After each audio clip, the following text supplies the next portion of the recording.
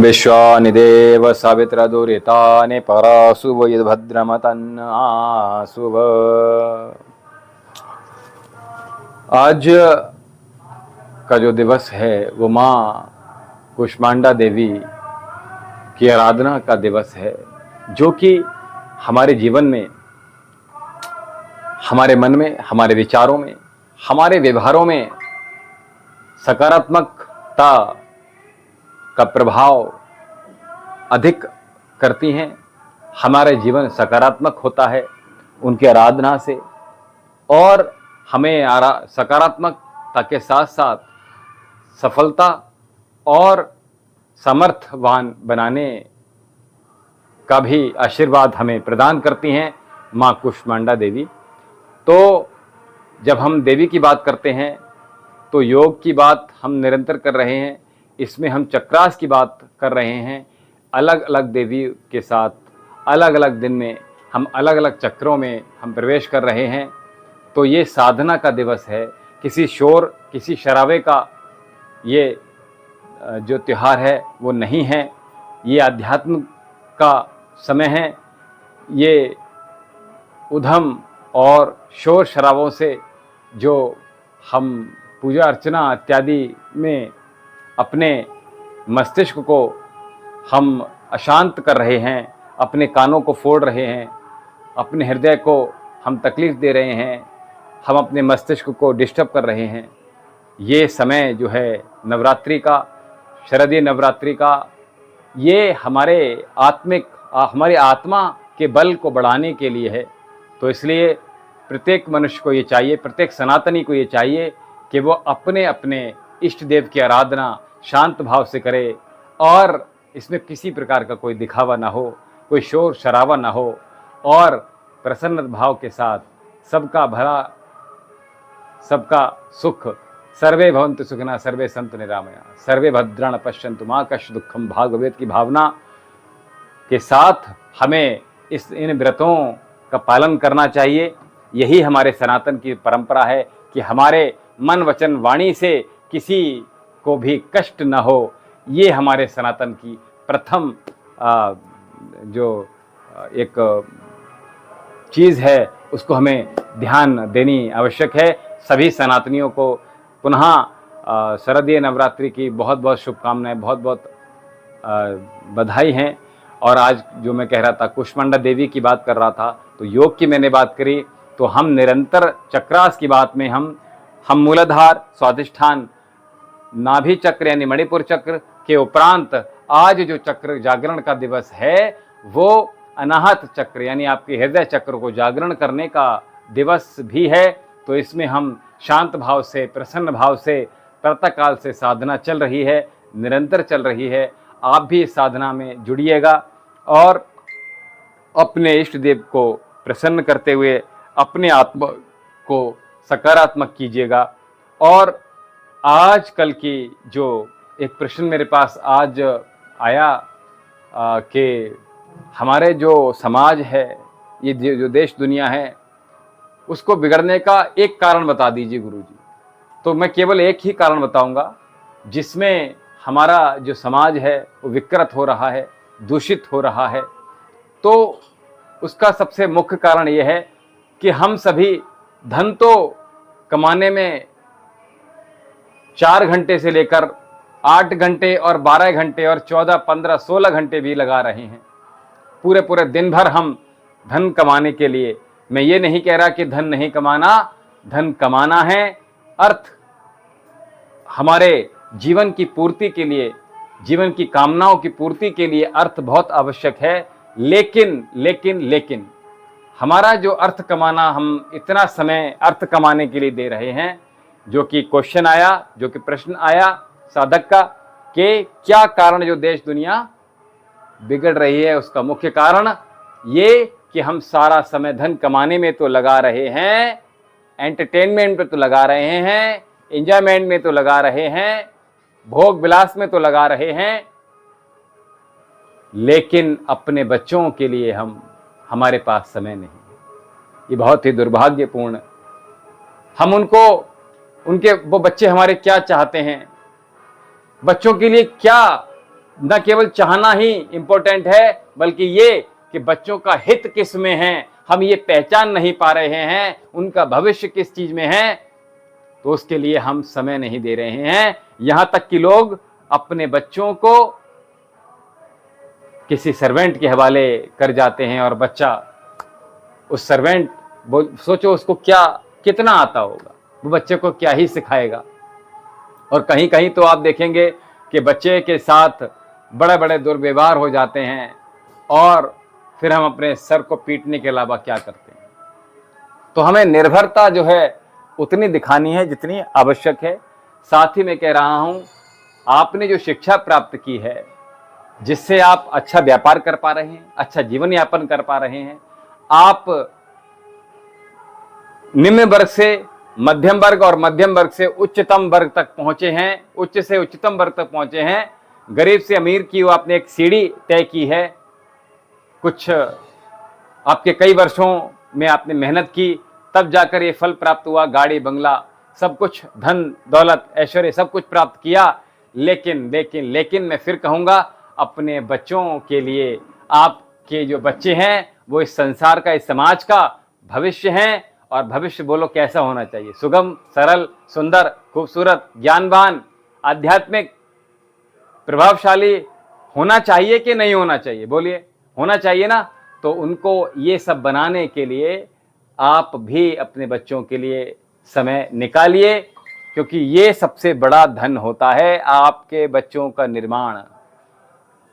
एक, अगर आप देखा होगा, जो कुम्हार होता है, अपने बच्चे, अपने जो उसके किसी बर्तन को बनाने के लिए उसको थपाता है, कूटता है, पीटता है, उसको प्यार से सहलाता भी है, तब कहीं जाके कितना खूबसूरत एक बर्तन तैयार होता है। और हम अपने जीवन में बच्चों को क्या करते हैं? बोलो, अब तो स्कूलों में मारना भी छोड़ दिया गया, तो बिना पिटे बच्चे, बोलो जहां आवश्यकता है वहां पीटना आवश्यक है। मैं ये नहीं कह रहा कि मैं पीटने के पक्ष में हूं, जहां आवश्यक है ताड़न बच्चों का बहुत आवश्यक है। बच्चों को देखना, ताड़ना, यानी दूर से ही ताड़न करना कि बच्चे देखिए क्या कितना गड़बड़ कर रहे हैं, इनको साधना कैसे है, ये अच्छे माता पिता का संचालन होना ही चाहिए।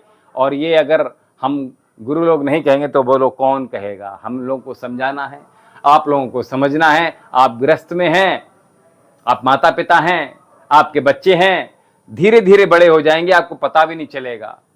आपके बच्चे कब छोटे घुटनों से चलते चलते आपके व्यापार में आपकी बराबर वाली कुर्सी पर बैठने प्रारंभ कर देंगे। जो आप जॉब के लिए बच्चों को तैयार कर रहे हैं, वो किसी अच्छे पद पर आसीन हो जाएंगे। लेकिन क्या बच्चे बड़े पद पर आसीन होने के बाद सद्भावना के साथ जीते हैं, अच्छे व्यापार के साथ जीते हैं, अच्छे व्यवहारों के साथ जीते हैं, अच्छे मन मस्तिष्क के साथ जीते हैं, उनके विचार सात्विक हैं, अंडा मीट मछली खाते हैं या नहीं खाते हैं, कहाँ से सीख गए, वो व्यभिचार में पड़ गए हैं नहीं पड़ गए, ये सब कुछ देखना ही पड़ेगा आपका। ये क्योंकि कर्तव्य आपका है, जिम्मेदारी आपकी है। जब विवाह करते हैं आप तो पूर्ण होश हवास के साथ करते हैं, पूर्ण जिम्मेदारी के साथ करते हैं कि जो आने वाला बच्चा किसी दूसरे के यहाँ से ले रहे हैं, जो बच्ची को ले रहे हैं, लड़की को ले रहे हैं, कन्या को ले रहे हैं, जिसको वर रहे हैं आप, उसकी पूरी जिम्मेदारी आपकी है।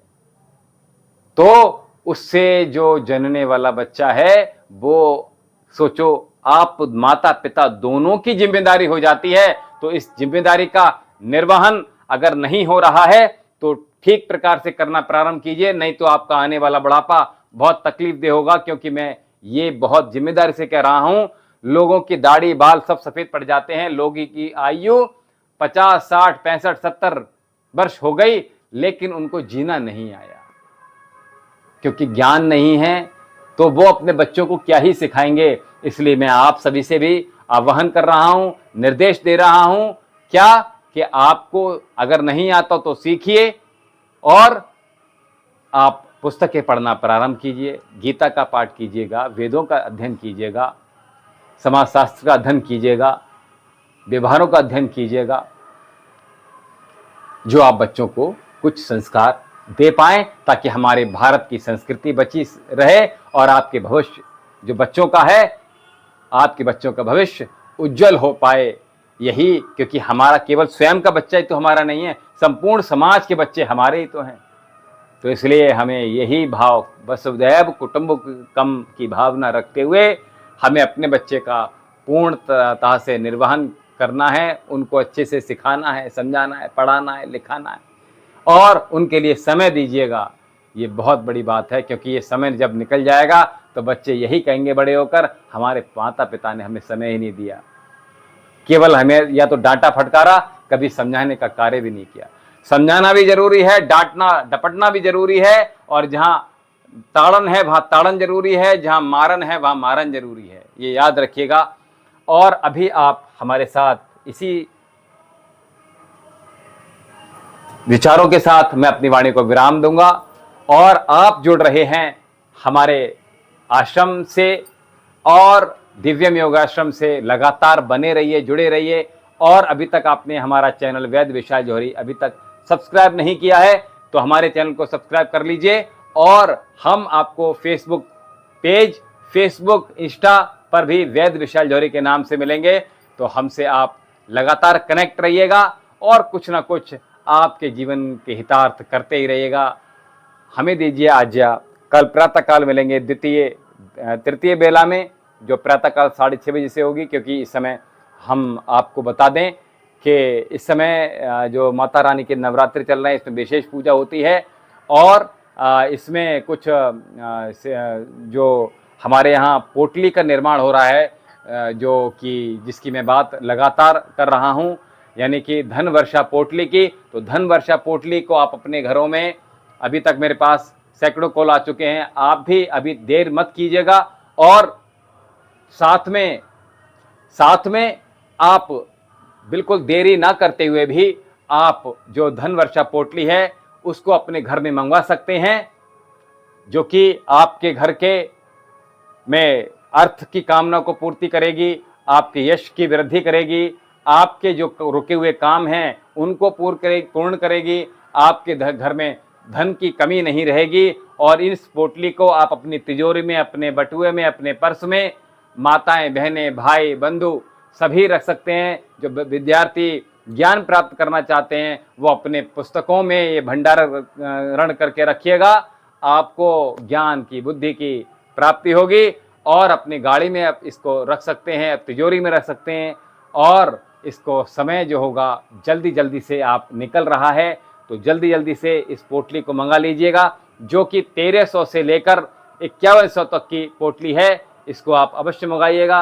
1300 की है, 2100 की है, 3100 की है, 4100 की है और 5100 की है। इसमें आप अपने घर में पोटली मंगाकर अपने घर को खुशियों से भर दीजिएगा। हमें दीजिए इजाज़त। कोई अगर किसी का प्रश्न है तो बहुत जल्दी से मुझे बता दीजिए। जी, कौन है? वैभव। राधे राधे जी, आप कैसे हो जी? जी बहुत सुंदर, हम बहुत अच्छे हैं। वैभव जी आप कैसे हैं? हमसे निरंतर आप जुड़े रहिए। 6:30 बजे और के लगभग हम संध्या वंदन में प्रतिदिन जुड़ते हैं। आप हमारे साथ संध्या वंदन में जुड़िए, आश्रम के साथ आप कनेक्टेड रहिए। और अभी तक आपने चैनल को सब्सक्राइब नहीं किया है वैभव जी, तो हमारे चैनल को अभी आप सब्सक्राइब कर लीजिए, वैद्य विशाल जौहरी को। और हम 4:30 बजे से सेशन चलते हैं योग के, जो कि ऑनलाइन रहता है। पहला सेशन, द्वितीय सेशन इस समय नवरात्रि के कारणवश हम लाइव नहीं जा पा रहे हैं, जो कि बहुत विशेष पूजा चल रही है नवरात्रों के दौरान। तो आप जो थर्ड सेशन है 6:30 बजे से, वो उसमें आप जुड़ सकते हैं। और सायंकालीन जो चतुर्थ सत्र है योग का, 5 बजे आप हमारे साथ कनेक्टेड हो सकते हैं वैद्य विशाल जौहरी चैनल पर। और साथ ही उसके बाद हम जो 6:30 बजे सायंकालीन बताया, इसमें संध्या वंदन में आप हमारे साथ जुड़ सकते हैं। वैभव जी बहुत अच्छे हैं, आपने हमसे जुड़कर बहुत अच्छा किया। और आप सभी को बहुत बहुत आशीर्वाद, बहुत बहुत सभी लोग के घर में धन धान्य की कोई कमी ना हो, और आपके घर में कभी अर्थ की कमी ना हो, आपके घर में किसी भी प्रकार का कोई रोग ना हो। सभी लोग मिलजुल कर रहें, प्रेम पूर्वक रहें, सबको बच्चे बहुत ज़्यादा ज्ञानवान हों, बड़ों में बहुत ज़्यादा प्रसन्नता भाव हो, एक दूसरे को समझें और एक दूसरे की हेल्पफुल नेचर हो।